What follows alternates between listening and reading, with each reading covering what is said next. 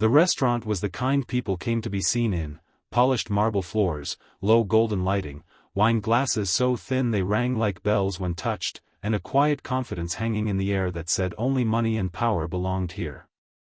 Conversations floated softly, never loud, never rushed, as if even voices knew they had to behave. At the center table sat a man who didn't seem to belong and yet somehow owned the space without trying.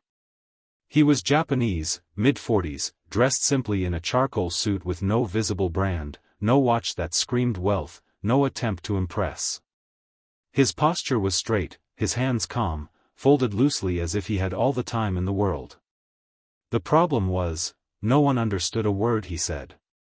The waiter had already tried twice, nodding awkwardly, smiling too much, pretending comprehension. The host whispered apologies. Nearby diners exchanged glances, some amused, some irritated. A few thought he was just another foreign businessman who didn't bother learning English. Others assumed he was important because of the private room reserved, the silent bodyguard near the door, the way the manager kept hovering like a nervous shadow. But importance means nothing when you can't order dinner. The man spoke again, gently, in Japanese, his voice steady but now edged with confusion. He pointed to the menu, then shook his head slightly. The waiter laughed nervously, guessing, writing something down anyway. The man's expression tightened, not angry, not loud, just disappointed. And that disappointment carried weight.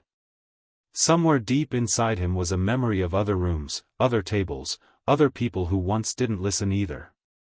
The wine arrived wrong. The appetizer followed, untouched. Whispers grew. One diner muttered, "If you're that rich, at least learn the language." Another smirked, "Money can't buy manners."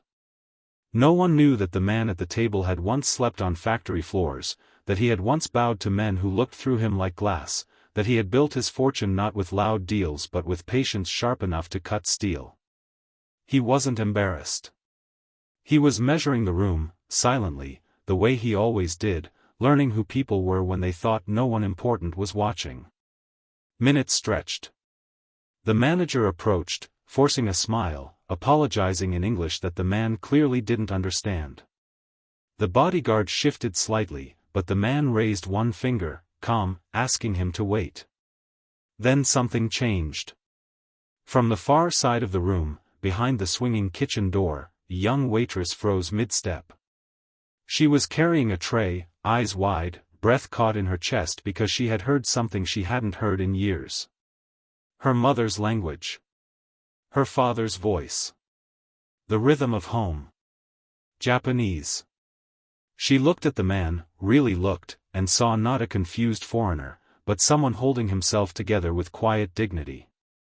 Her heart started pounding. She shouldn't interrupt.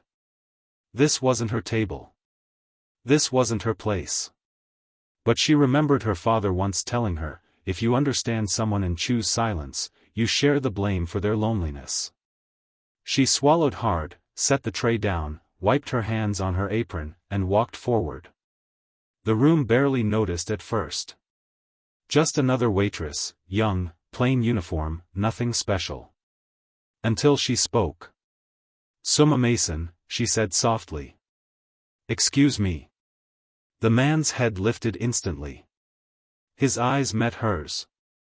For the first time that evening, his face changed completely. Relief flooded in, raw and unguarded. He replied, slowly, carefully, as if afraid the moment might disappear. They spoke for a few seconds, just a few, but it was enough. Enough for the man to straighten. Enough for the bodyguard to relax. Enough for the air around the table to shift.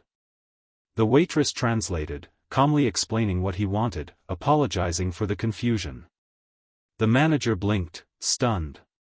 Nearby diners leaned in, suddenly interested. The man nodded, then said something else. The waitress hesitated, then smiled faintly. "He says, thank you for seeing him," she translated. That sentence landed heavier than anyone expected. The manager rushed to correct everything, dishes replaced, apologies multiplied. But the moment had already carved itself into the room. The man looked at the waitress, studying her face, her accent, the way she spoke Japanese like it was stitched into her bones. "Where did you learn?" he asked. She answered simply. "At home. Before we lost it." He didn't ask what she meant. He understood loss. As she turned to leave, he added one more thing, something she didn't translate right away. "Something private." Her eyes shimmered, just slightly. She nodded. And as she walked back toward the kitchen, unaware of the fate quietly shifting in her wake, the man watched her like a chess player who had just discovered an unexpected queen on the board. If you're feeling the tension building, this is where stories turn, so make sure you're subscribed, because what happens after this dinner will change every life at that table forever. The kitchen door swung shut behind the waitress, but the energy she had carried with her didn't leave the room. It lingered like a quiet echo, bouncing between chandeliers and polished tables, unsettling people who had no idea why they suddenly felt smaller. The Japanese man picked up his glass of water, took a slow sip, and exhaled through his nose, not relief exactly, but recognition. He had come to this country for business, yes, but also to test something he had learned long ago, that the true measure of a place wasn't its skyline or its wealth, but how it treated those who couldn't speak loudly for themselves. Around him, conversations resumed, but not the same way. People stole glances now, curiosity replacing mockery. The man at the next table leaned closer to his companion and whispered, "Did you see his face when she spoke?" The companion nodded, uneasy. The waitress, meanwhile, stood near the sink pretending to organize cutlery, hands trembling just enough to give her away. She hadn't meant to do anything dramatic. She hadn't planned to step into a moment that felt far bigger than her shift. But hearing her language spoken so carefully, so politely, had unlocked something inside her she thought she'd buried when her father died and the world demanded she become practical instead of proud. She remembered translating for her parents at government offices, at hospitals, at meetings where people spoke over them. She remembered the looks, impatience, superiority, dismissal. Tonight had felt the same. And she had chosen not to stay silent. The head chef shot her a sharp look. "Why did you leave your section?" he hissed. She lowered her eyes, murmuring an apology, bracing for reprimand. But before anything could be said, the manager appeared, face flushed, voice suddenly too gentle. "He wants you to serve his table," he said. "Not a request. A fact." Her stomach dropped.